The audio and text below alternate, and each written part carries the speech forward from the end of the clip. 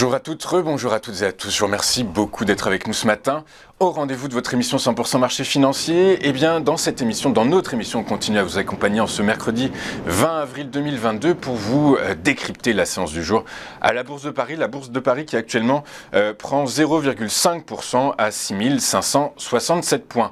Dans cet environnement, quelles sont les valeurs à suivre tout particulièrement? Et bien, pour répondre à cette question, aujourd'hui, je suis avec Daniel Cohen-Delara. Bonjour Daniel. Bonjour Louis-Antoine. Bonjour, je vous remercie beaucoup d'être avec nous ce matin. Je rappelle que vous êtes président de l'AFAT, l'Association française des analystes techniques, et qu'aujourd'hui, eh bien, pour commencer, vous allez nous parler de l'indice européen des 600 plus grandes entreprises présentes dans le secteur des télécoms, Daniel. Oui, alors on a un graphique là qui est en hebdomadaire et la semaine dernière, je vous avais parlé du ratio entre, toujours sur le stock 600, entre les entreprises de rendement et les secteurs de croissance, en indiquant que les secteurs de rendement, les values, étaient en train de reprogresser après de longues années de baisse. Et le secteur des télécoms est un secteur classique dans le domaine du rendement.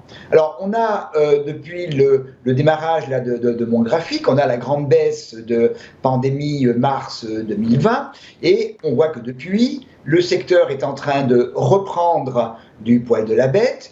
Il s'est inscrit à partir de l'automne 2020 dans un canal haussier et ce canal a été cassé il n'y a pas si longtemps, au début du mois de mars, avec l'ensemble des problèmes géopolitiques. Et on est en train de revenir, depuis 2 à 3 semaines, on est en train de revenir à l'intérieur du canal. Alors, la situation, elle est assez intéressante sur le plan de l'analyse technique, avec des éléments qui peuvent être contradictoires, et on va regarder comment revenir vers une situation haussière qui soit normale. Depuis le mois d'octobre, on a fait un plus haut aux alentours de 245, on est redescendu vers 228, on est reparti au niveau de 245 et début mars, on est revenu, on a baissé et on est revenu chercher un niveau aux alentours de 208.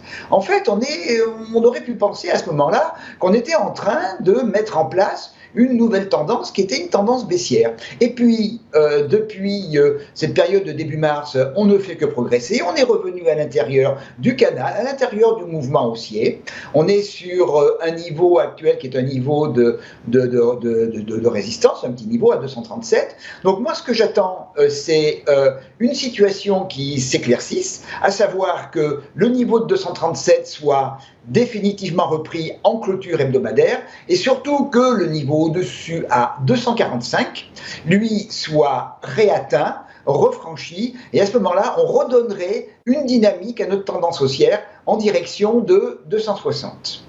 A contrario, si on revenait à casser le canal haussier, canal qui est quand même bien défendu, puisque on voit en plus que les moyennes mobiles 65 et exponentielles 34 sont au ras et suivent la branche basse du canal. Donc un canal bien défendu.